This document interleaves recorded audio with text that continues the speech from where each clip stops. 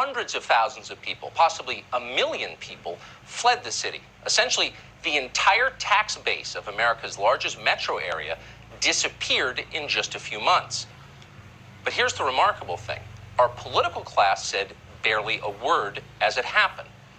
Bizarre doesn't begin to describe the experience of that. Imagine you're watching Game 3 of the World Series and a spaceship lands on the pitcher's mound in Yankee Stadium. So you flip to CNN for live coverage of it, but CNN has decided not to cover it. They don't think it's a story. That's what it's like. You start to imagine you must be going crazy. And then you see the numbers and you realize that no, you are not crazy. It is all entirely real.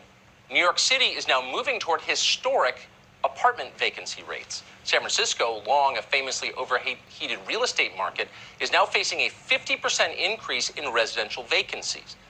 People are running away. Moving companies say they can't keep up with the demand. There's no mystery about why this is happening. Here's a recent local news story from New York.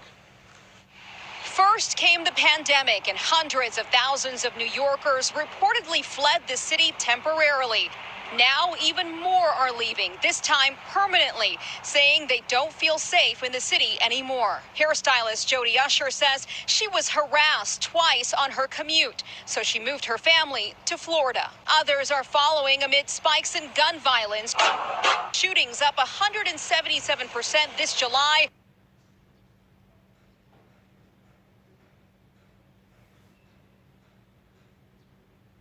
Park in the middle of the day.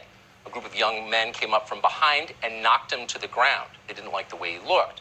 The thugs videotaped the whole thing, daring, essentially, his mother to say something. They wanted to put her on the internet and accuse her of being immoral.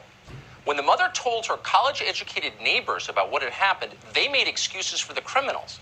Oh, they're poor. No wonder they're frustrated. That is insane, and it's totally wrong. Poverty doesn't cause violence. Being poor does not make you evil. There is never an excuse for assaulting a disabled kid. Only a certain sort of professional class liberal believes otherwise. But unfortunately, they're now in charge. And that's why New York City just converted hotels on the Upper West Side of Manhattan into homeless shelters. Suddenly, there are junkies and convicted rapists all over the neighborhood. And the weakest suffer most. Kids can't go to the playground, old ladies are afraid to go outside, and no one in charge cares. It's move-in day on the Upper West Side, where 300 men are taking up residence at the Lucerne Hotel after living in shelters downtown. The Lucerne, one of 3 hotels on the Upper West Side, contracting with the city to house New Yorkers experiencing homelessness. The other is the Belle Claire, where hundreds will live indefinitely. One look at the state sex offender registry shows at least 13 offenders are living at the Belle Claire. 6 have been labeled sexually violent. At least 3 have served time for crimes against kids. And at least 1 is a level 3 offender, the highest designation possible. The Belle Claire is about a block and a half from a playground and a handful of primary schools. Just in case you're wondering why people are fleeing the city, retail is leaving too. It's hard to run a business when vagrants are using your lobby as a toilet, and they are. Companies like The Gap and Victoria's Secret are keeping their Manhattan locations shuttered, closed, even as they reopen in other states. An executive who runs some of Manhattan's biggest restaurants, a man called Michael Weinstein, recently summed it up this way, quote, "There's no reason to do business in New York." Just months ago, Weinstein ran one of the highest grossing restaurants in the United States. Now he can't get out fast enough. He's advising others to do the same. Bill de Blasio is hired to care about this. He is the mayor of New York, but he doesn't care, not even a little bit. Watch him physically turn his back on a small business owner who complains that he can't feed his family. De Blasio doesn't even listen to the man finish his sentence. We've been taking a hit since January. We lost our Chinese New Year, our busiest day of our community. We need more confidence. Our merchants need more confidence. All right. Yep. Everybody please step up to the side. A little bit of space, please. Thank you very much. Now, in fairness to de Blasio, he may have been more stoned than usual. It's possible he didn't hear a single word the man said. Typically, de Blasio responds to complaints about his mismanagement by blaming unseen saboteurs. It turns out that Republicans are so powerful, so sneaky, so diabolical, so tricky and relentless that they're able to control events in a city that has no Republican office holders. Pretty amazing. Watch de Blasio explain. The sad reality is no one has done more to set back New York City than Donald Trump, because he failed New York City and he failed America with his handling of the coronavirus.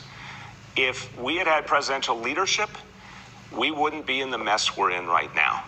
So, yeah, New York City is dealing with some tough times, and guess what? A former New Yorker helped bring it to us by failing to address the crisis staring us in the face.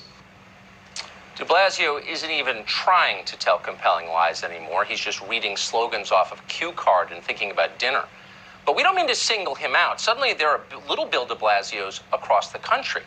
In Chicago, for example, Mayor Lori Lightfoot just got a letter from a property management company that represents more than 22,000 homeowners and 38,000 residents in her city. The letter informed Lightfoot of what you already knew. People don't feel safe in Chicago anymore. There's too much looting, too much violence. Residents across the city are adjusting their daily routines out of fear, wrote the president of that company, Stephen Levy. Quote, they're avoiding neighborhood walks after 6 p.m. at night. They don't stand too close to their windows or dare to enjoy their outdoor balconies or terraces. This is not a way to live. And I can't fault homeowners when they tell me they're considering leaving Chicago, end quote. Sad. But none of those observations are political. You have no idea who Levy voted for by hearing them. They're obvious. This is called observed reality. It's true. Lightfoot doesn't care. Like de Blasio, she blames faraway Republicans for the disaster she created. Keep in mind, Chicago has not had a Republican mayor since 1931. But in a way, that's why Lightfoot is doing it. There are no Republicans in Chicago to complain when she accuses them of causing gang murders. It's also crazy and stupid and counterproductive. But it's everywhere. In Minneapolis, leaders seem to be trying to figure out new ways to wreck their city, staying up late doing it. Their latest plan is to make it harder for business owners to clean up downtown in the wake of the riots that destroyed it. In order to obtain a, quote, demolition permit, the city is making businesses prepay the second half of their 2020 property taxes. Many can't afford this. They have no businesses left. That means their burned out properties will remain standing, husks, monuments to the protests that were actually riots.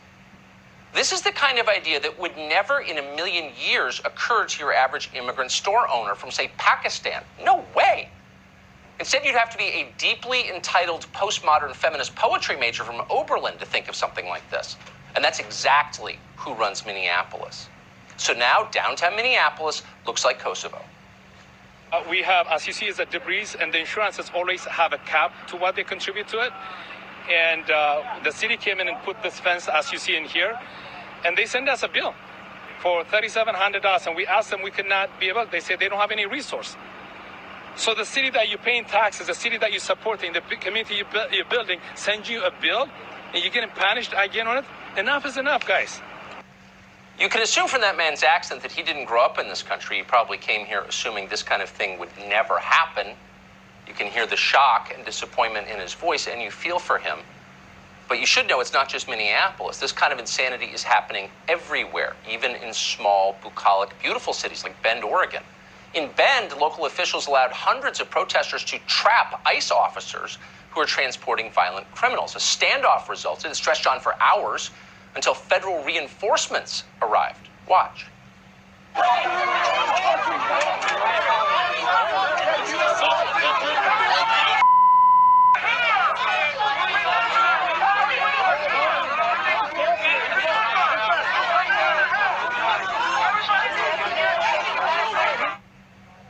This kind of play acting's turned some people on, the Walter Mitty's running the left, but it's so destructive. Bend, Oregon is a great place, actually, but if this continues, it will not be a great place. Normal people will leave. So who's doing this to our city? Strictly speaking, you know the answer. It's BLM and Antifa, crazed ideologues, grifters, criminals, antisocial thugs with no stake in society, nothing better to do than hurt people and destroy things. Those are the ones you see on TV. Every country has people like that. It's part of the human condition. America always has had people like that. What's changed is that the destroyers now have the full support of our professional class. That's what's different. The Democratic Party coddles the mob you see on TV. Our elites fund the Democratic Party. That's how it works. Consider the disclosure numbers from the last election cycle. Of political donations by Netflix employees, virtually all of them, more than 99% of them, went to Democrats and left-wing candidates. At the social media company Twitter, 98% of donations went to the left. That is a higher rate of partisanship than you would find among Harvard University professors, which tells you everything. And by the way, that's also true at Apple, Google, Facebook, Microsoft, pick one. So America's cities didn't collapse by accident. Sociopathic children may have burned Wendy's and looted the Gucci store, but rich adults made it possible. They paid for it all. Find a prosecutor who refuses to keep violent criminals in jail, and the chances are George Soros put him there. But why? Why are they doing this? It's becoming clearer. The middle class voted for Donald Trump. Our leaders have decided to punish the middle class for doing that. Never in our history have our elites been this reckless and this angry. The entire subscriber base of the New York Times has been seized by a frenzy of destructive rage. They're throwing plates around the kitchen, beating the dogs, smashing the windows. At some point, they're going to wake up from this bender and realize they've destroyed their own home. And their first instinct, as it always is, will be to leave, to split for St. Bart's. But we should not let them. We should seize their passports now. They did this. They should have to live with the consequences in Midtown. Melissa Francis lives in New York. She's co-host of Outnumbered, the co-host of Fox Business's After the Bell. We're always happy to have her. Melissa, you've been in New York for a while. You're a keen observer of what happens there. What is happening there right now? So everything you described, that dissent that has happened, it's been allowed to happen because taxpayers who live in these cities have said, well, you know what? The only place where I can have the career I want to have, where I can make the money I want to make, where I can have the life that I want are in these cities. That's where the schools are that I want to send my kids to. But something just accidentally happened. These same leaders, de Blasio and the like, they accidentally taught us that we don't actually have to live in these cities. And that's what makes it different this time. They locked us up in our apartments and they closed our schools and they closed our jobs. So all of a sudden it dawned on these elite that you're talking about and a lot of the wealthy people who provide the tax base and a lot of the middle income people that, wait a second, I don't actually have to live in these cities in order to do this job. And so, I stayed over the summer and I'm there and yes, we had, homeless men walking down the street with no pants on. I posted a picture online, flapping their member in the breeze for my children to see on a Sunday morning. That happened to me 3 times before I finally posted it online. And all the time I rode the subway, I rode the bus. My family got the virus. We recovered. We endured. But now some of the schools are saying they're not going to open after all of that. And they're saying, you know what, it's not safe for the teachers to ride the buses and to ride public transportation as we all have been all this time. And you wonder, so I don't have to work in the city to have the job and my child's school's not opening. Why in the world would I stay? And I've talked to so many families who are now leaving. And who does that leave behind? Those who can't afford to go. That's right. And they're the ones that are going to be stuck with this result.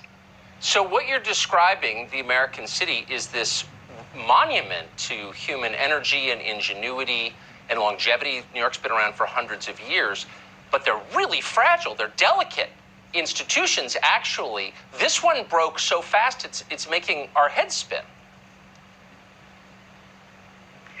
Well, partially because people would put up with almost anything, or you could use your money to insulate yourself from all of these problems, or you would fight back, or you would do something because you were motivated to stay in the city because you wanted that job. There was a reason to be there, even though it wasn't the wisest choice for your family or it wasn't the most comfortable. Right. There was a reason for it. But they accidentally took that reason away with this virus. That was the breaking point. We noticed the deterioration more than a year ago. You saw the squeegee men come back out. People made fun of me for saying that. You could see that even though Bill de Blasio had doubled his spending on homeless, that we had more homeless than ever before, more, according to our governor, than we've had since the Great Depression. You could see more spending, but things are getting crazier. Wouldn't a sane group of people vote these folks out of office or leave or whatever? No, it took this virus to prove to us that we don't actually have to be in these cities. And now, as you've seen, people are running for the hills And now we'll really see what happens. And I'm afraid for the people who are left behind and can't afford to go. I agree with that. that Is the real problem. The people who have put their life savings into these businesses and restaurants, and they're going to be wiped out with nothing left. And that's the tragedy. Couldn't agree more. And it's our biggest city. You know, we shouldn't let it degrade, but we are. Melissa Francis, thank you so much. It's great to see you tonight. Thanks.